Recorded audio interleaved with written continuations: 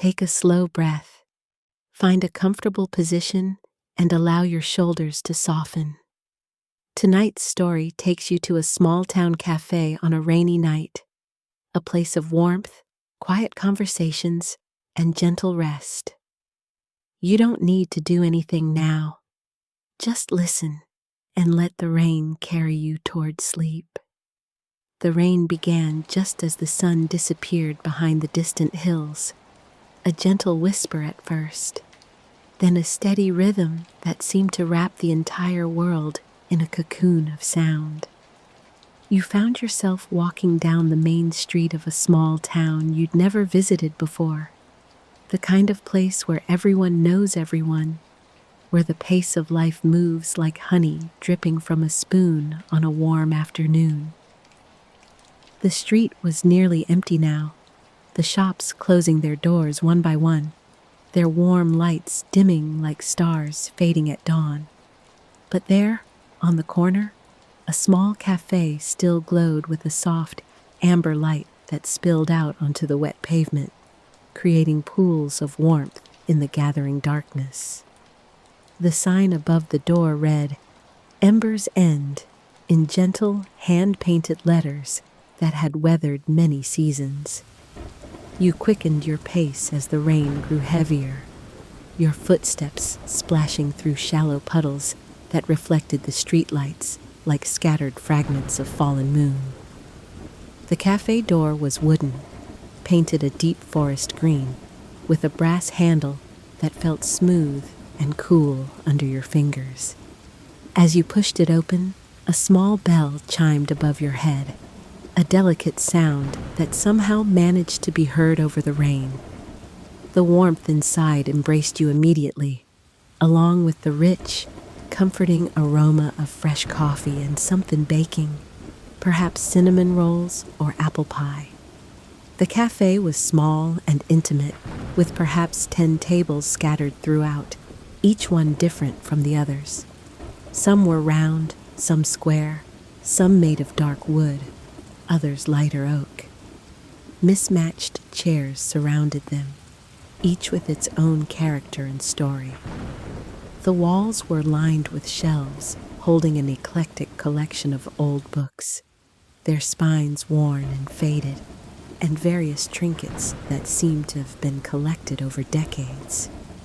A vintage radio, several pottery vases filled with dried flowers, framed photographs of the town from different eras, and paintings by local artists depicting the surrounding countryside in different seasons. Only a few other people occupied the cafe.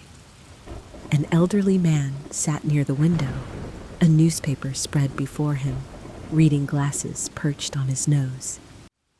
He looked up briefly as you entered, offered a small, welcoming nod, then returned to his reading. In the far corner, a young woman with auburn hair sat with a laptop, fingers moving steadily across the keyboard, completely absorbed in her work.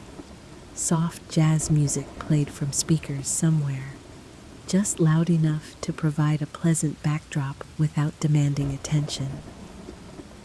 Behind the counter stood a woman who appeared to be in her 60s, with silver hair pulled back in a loose bun and kind eyes that crinkled at the corners when she smiled. She wore a simple apron over a cream-colored sweater, and there was something about her presence that immediately made you feel at home, as if you'd been coming to this cafe for years. "Welcome," she said softly, her voice like warm honey. "You've picked the perfect night to find us. Come in, come in. Don't worry about the rain you've brought with you. The floor has seen plenty of storms." You made your way to a table near the window, drawn to the view of rain streaming down the glass.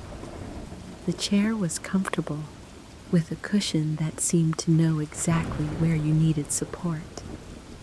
As you settled in, you could feel the tension of the day beginning to melt away, replaced by a sense of peace that seemed to emanate from the very walls of this place.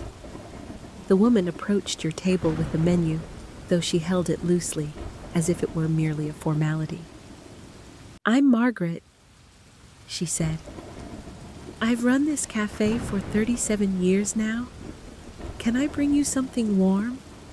The rain seems to have chilled the evening more than usual." You ordered a cup of chamomile tea and a slice of whatever pie she recommended. Margaret smiled, that warm, knowing smile that suggested she'd been expecting exactly that response. "The apple pie is fresh from the oven," she said. "My grandmother's recipe. I'll bring it right out." As she walked away, you turned your attention to the window. The rain had settled into a steady, hypnotic rhythm, each drop finding its way down the glass in unique patterns, creating temporary rivers that merged and separated like thoughts drifting through a peaceful mind.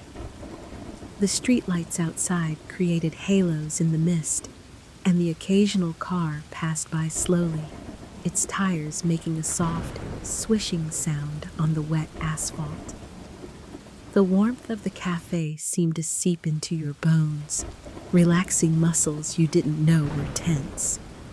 Your shoulders dropped, your breathing deepened, and you found yourself simply existing in this moment, with no particular place to be, no urgent tasks demanding your attention.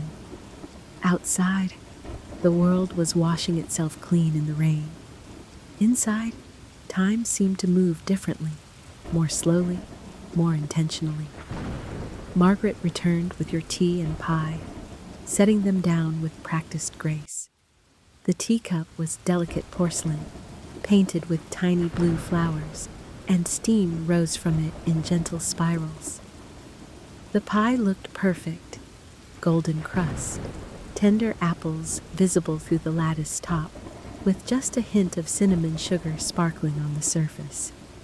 A small scoop of vanilla ice cream was melting slowly beside it. "Thank you," you murmured, and Margaret patted your shoulder gently before returning to the counter. You wrapped your hands around the warm teacup, letting the heat transfer into your palms. The first sip was perfect, not too hot, with just the right amount of sweetness. The chamomile providing a subtle, calming flavor that seemed to spread warmth through your entire body. You closed your eyes for a moment, simply savoring the sensation, the sound of rain, the safety of shelter, the comfort of warmth on a cool evening. When you opened your eyes again, you noticed details you'd missed before. There was a bookshelf near your table, and your eyes were drawn to a particular spine. A collection of poetry by an author you didn't recognize. Without thinking too much about it, you reached over and pulled the book from the shelf. It felt substantial in your hands, well loved, with pages that had been turned countless times by countless readers seeking the same refuge you now found yourself in. You opened it randomly, letting it fall open to wherever it chose.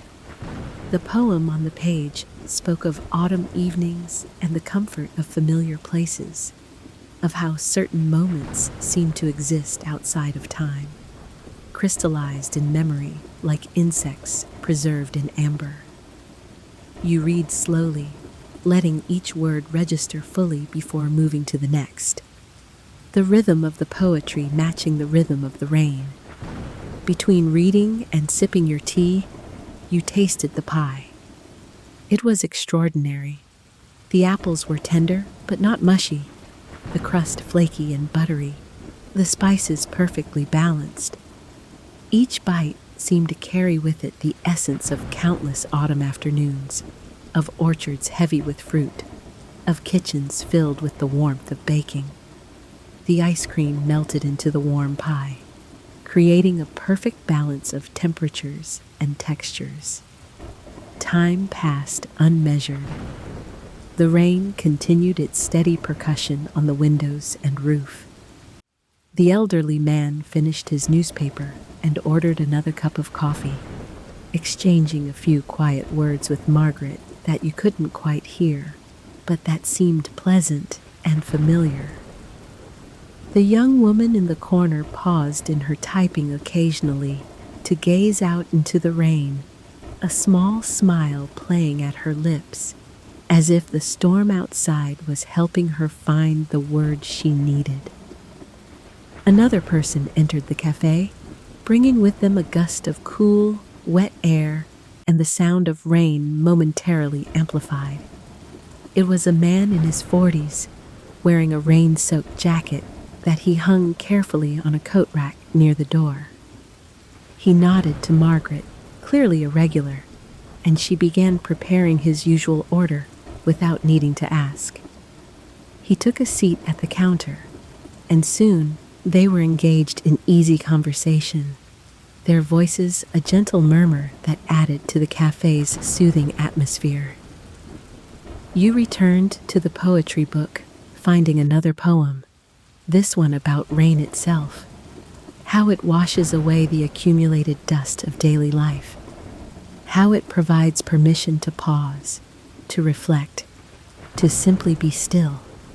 The poet wrote about watching rain from windows, about the particular quality of light on rainy afternoons, about how storms create a kind of intimacy with wherever we find shelter. Outside, the rain intensified for a moment, drumming more insistently against the window, and you looked up to watch.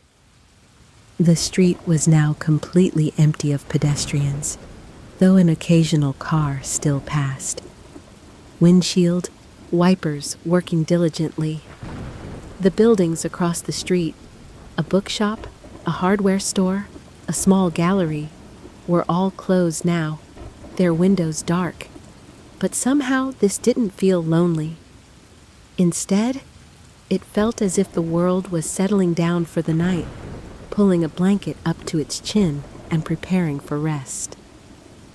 Margaret approached again, this time with a pot of tea to refill your cup. "The rain's supposed to continue all night," she said conversationally. "I've always loved nights like this. The cafe feels especially cozy when it's storming outside, like we're all sharing something, even if we're sitting at different tables, reading different books, thinking different thoughts. The rain connects us somehow." You nodded, understanding exactly what she meant. There was something about seeking shelter from a storm that created an unspoken bond between strangers, a shared appreciation for warmth and safety, for the simple pleasure of being dry when the world outside is wet. "How long have you lived in this town?" you asked, surprising yourself with the question. Normally, you were more reserved with strangers, but something about Margaret invited conversation. "All my life," she replied, settling into the chair across from you, apparently sensing that you were open to talking. "I was born in a house just 3 blocks from here.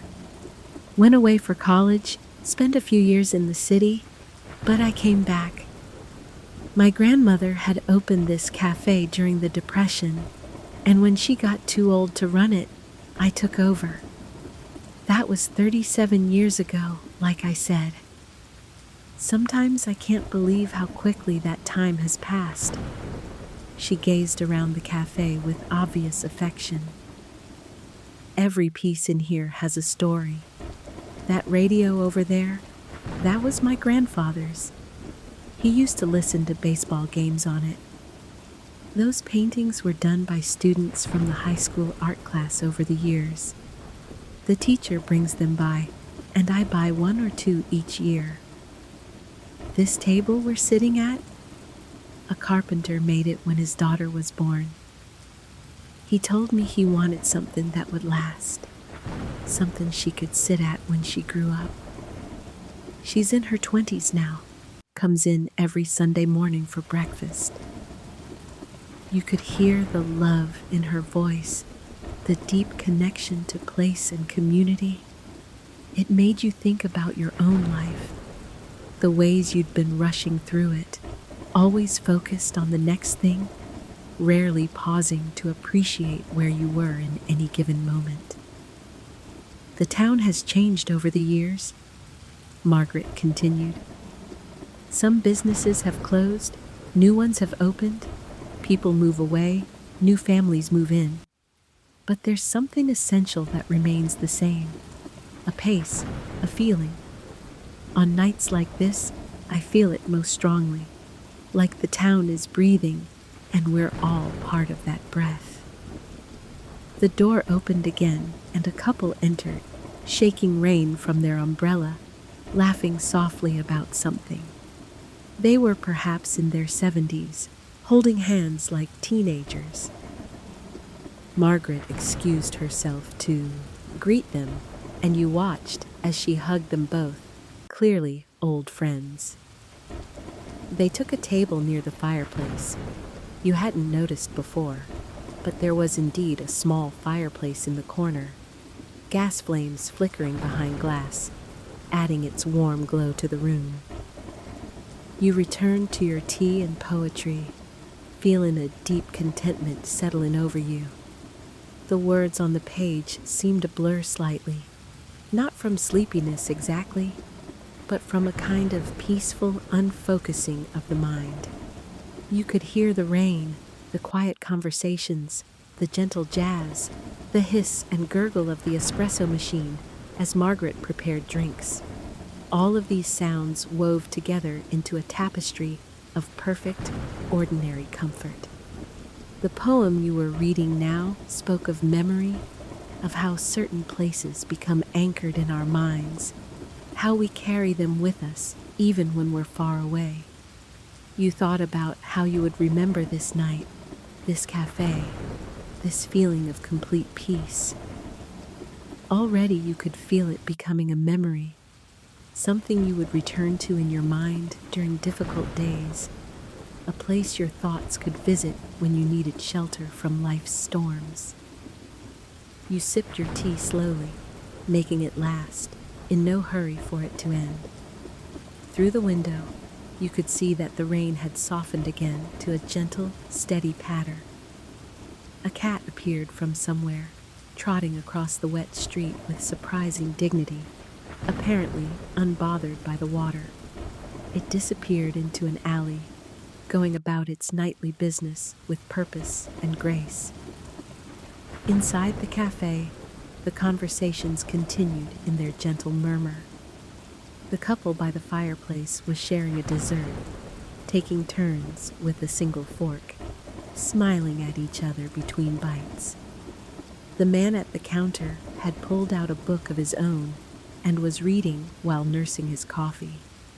The young woman with the laptop had closed it finally, and now sat simply staring out the window with a contemplative expression, perhaps having found whatever she was looking for in her writing.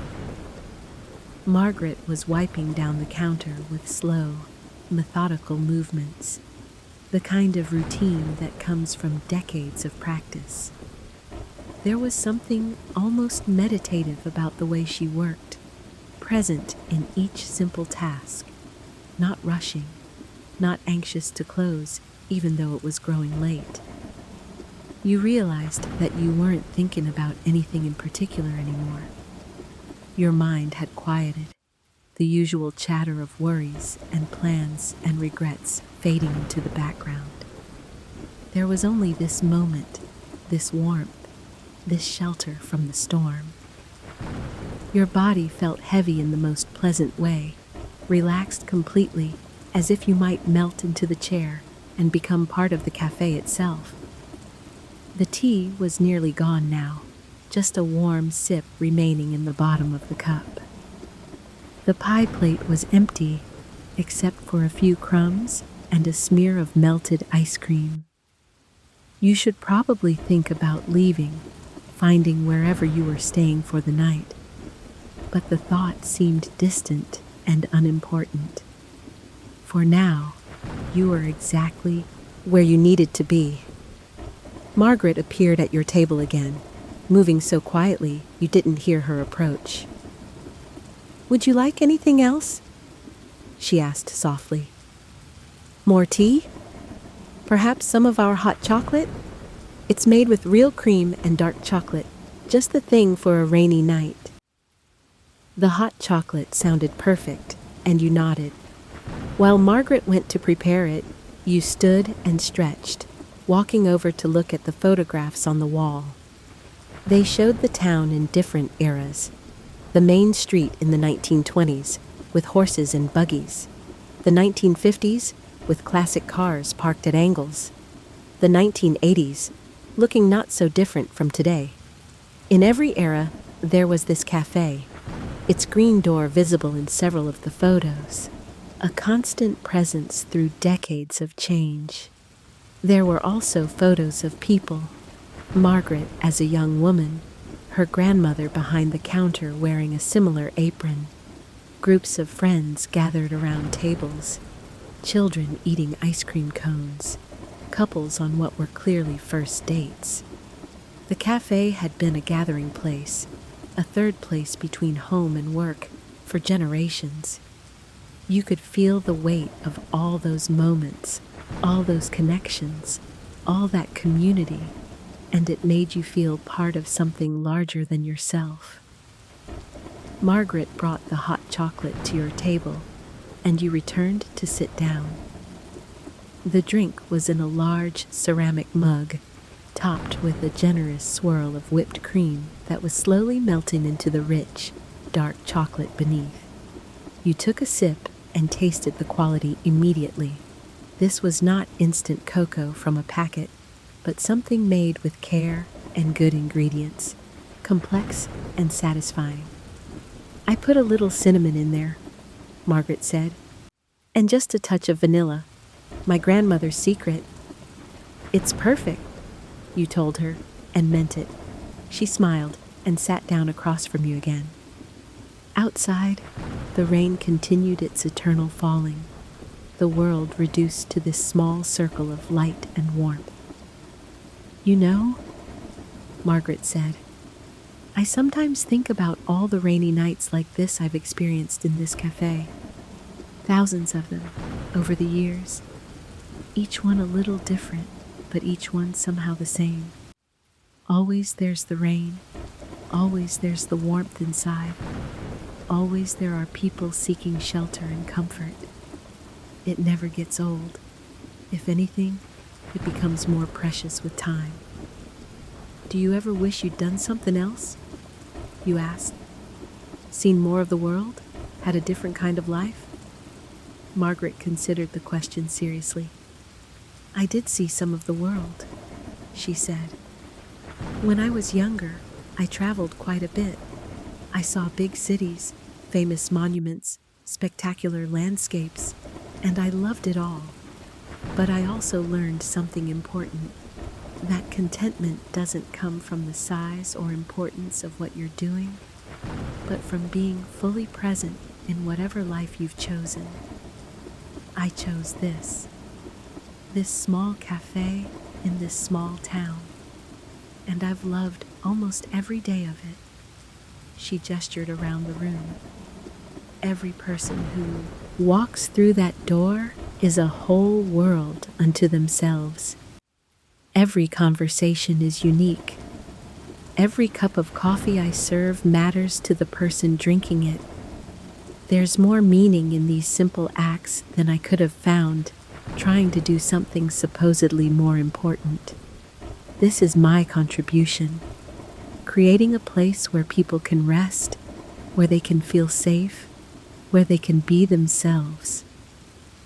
Her words settled into your mind like stones dropping into still water, creating ripples that would continue long after they'd been spoken. You thought about your own life, your own choices, your own search for meaning. Perhaps you'd been looking in the wrong places, seeking significance in achievements and acquisitions rather than in presence and connection. The hot chocolate was warming you from the inside, And combined with the chamomile tea from earlier, you felt a deep, pleasant drowsiness beginning to overtake you. Not the heavy, unpleasant sleepiness that comes from exhaustion, but the gentle, natural tiredness that signals the body's readiness to rest. Your eyelids felt pleasantly heavy, and your thoughts were becoming slower, dreamier. Outside, the rain had found its most peaceful rhythm yet, a steady, gentle sound that seemed designed specifically to lull people to sleep. The streetlights cast their soft glow through the mist, and you watched as individual raindrops traced their paths down the window glass, each one taking its own unique route, joining with others, separating, flowing downward in an endless dance. Margaret stood and dimmed the light slightly, not so much that it became dark, but just enough to create an even cozier atmosphere. The couple by the fireplace had left at some point without you noticing, as had the man from the counter. Now it was just you, the young woman in the corner, and Margaret. The cafe felt like a ship floating peacefully on a dark sea, the rain surrounding it on all sides, but unable to reach you here in your warm, dry sanctuary. The young woman finally stood, gathering her things. She approached Margaret at the counter, and you heard her say, "Thank you. I found what I was looking for tonight." The words finally came. Margaret hugged her briefly, and the young woman left, pulling up her hood as she stepped into the rain, quickly disappearing into the darkness. Now it was just you and Margaret. She brought the pot of hot chocolate over and topped off your mug without asking, then sat down with her own cup of something. Tea, perhaps, or just hot water with lemon.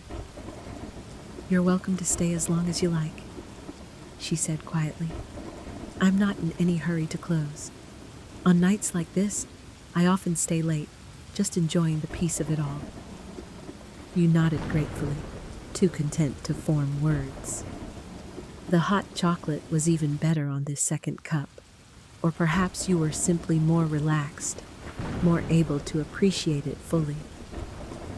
Each sip seemed to travel through your body like a warm current, relaxing muscles, quieting thoughts, preparing you for eventual sleep. "Do you ever have trouble sleeping?" Margaret asked, her voice barely above a whisper, matching the quiet intimacy of the moment. "I used to, when I was younger. My mind would race, always planning, always worrying. But over the years, I've learned to let go. Now when I go to bed, I think about the day just past, not to judge it or wish it had been different, but simply to acknowledge it. I think about the people I met, the conversations I had, the simple tasks I completed. And then I let it all go, releasing it like leaves falling into a stream, floating away. And I sleep like a baby." Her words painted a picture in your mind, leaves on water, drifting downstream, carried by gentle currents toward some peaceful destination. You could almost see them, golden and red and brown, spinning slowly as they moved, catching the light, then disappearing around a bend. Your own thoughts began to feel like those leaves, distinct but not demanding attention, present but not insistent, simply existing and then gently floating away. The rain changed tempo again, becoming softer still, now just a whisper against the windows.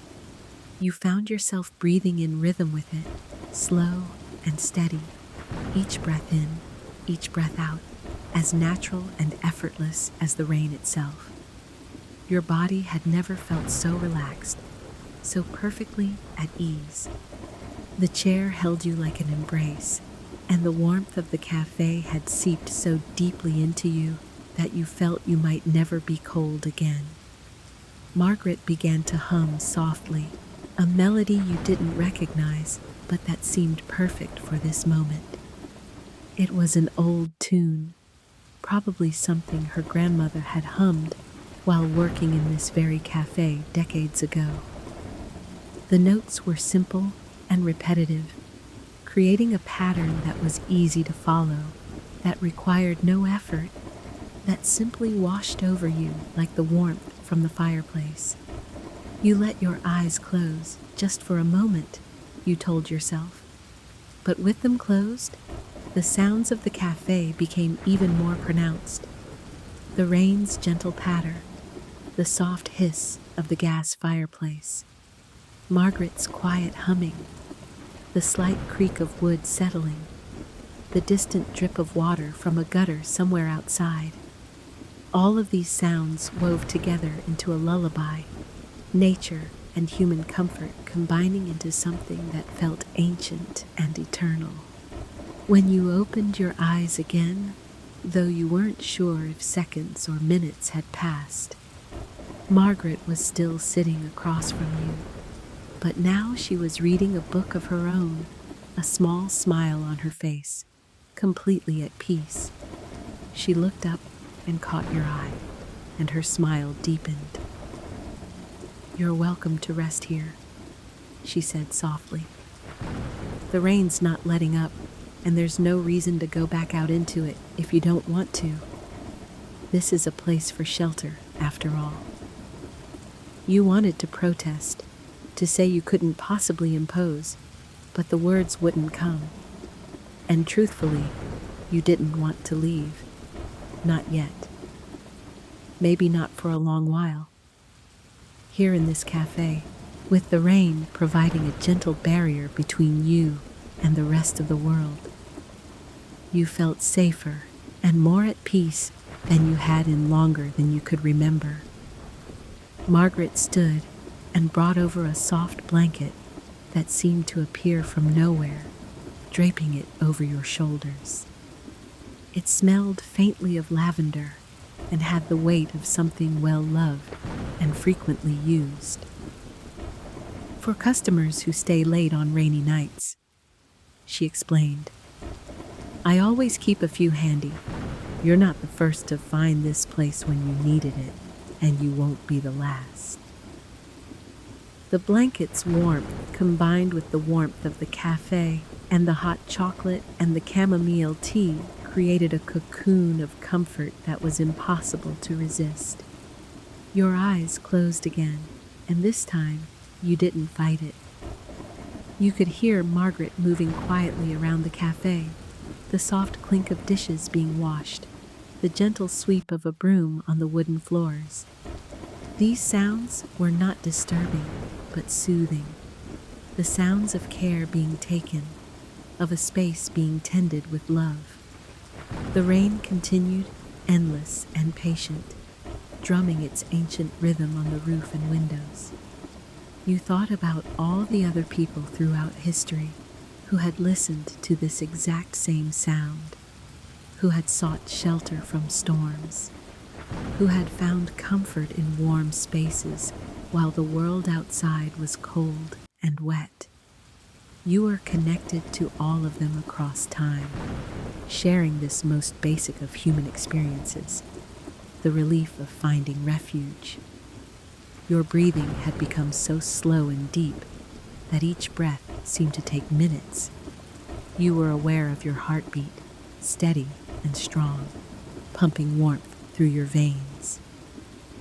You could feel the pulse in your fingertips, in your neck, a gentle rhythm that matched the rain, that matched Margaret's quiet humming, that matched the eternal pattern of the universe itself. Somewhere in the distance, you heard a clock chime, not loudly or insistently, but soft and melodious. You didn't count the chimes, didn't note the time. Time had become irrelevant. There was only now, only this moment of perfect peace, of complete safety, of absolute comfort. Margaret's voice came from somewhere in the soft darkness. She dimmed the lights even more, you realized, though you didn't remember her doing so. "Sleep if you need to. she said, her voice like a distant whisper, like the memory of a voice. "You're safe here. The rain will watch over you, and I'll make sure you're undisturbed. Rest now. Let everything go. There's nothing you need to do, nowhere you need to be. Just rest." And so you did. Your last conscious thought was of gratitude for this cafe, for this night, for this unexpected sanctuary. And then you let even that thought go, releasing it like a leaf into a stream, watching it drift away until it disappeared around a bend. The rain continued to fall, gentle and eternal, washing the world clean. Inside the cafe, all was warmth and peace. Margaret sat in her chair, reading by the soft glow of a single lamp, occasionally looking up to make sure her unexpected guest was resting comfortably. Outside, the night deepened, but inside Ember's End, time seemed to stand still, creating a moment that existed outside the normal flow of hours and minutes. This was what the cafe had always been, what Margaret had always created, a place apart, a refuge not just from weather, but from the storms of life itself. And on this rainy night, like countless rainy nights before, it fulfilled its purpose perfectly, providing exactly what was needed: warmth, shelter, comfort, and peace. The rain fell, the fire flickered, the tea cooled slowly in its cup, and in the corner by the window, wrapped in a lavender-scented blanket, you slept the deep, dreamless sleep of someone who has finally found what they didn't know they were looking for: a moment of perfect peace in an imperfect world, a sanctuary discovered just when it was most needed. And all night long, the rain continued to fall, a lullaby written by nature itself, a song without words that spoke of rest and renewal, of endings and beginnings, of the eternal cycle of storm and calm. Inside the cafe, Margaret kept her quiet vigil, reading her book, sipping her tea, tending her life's work, this small space of light and warmth in a dark and rainy world. The hours passed unmarked. The rain never ceased, and in the morning, when you finally stirred, you would find yourself still there in the cafe, still wrapped in that lavender blanket, with a fresh cup of tea sitting on the table beside you, still warm, as if Margaret had known the exact moment you would wake.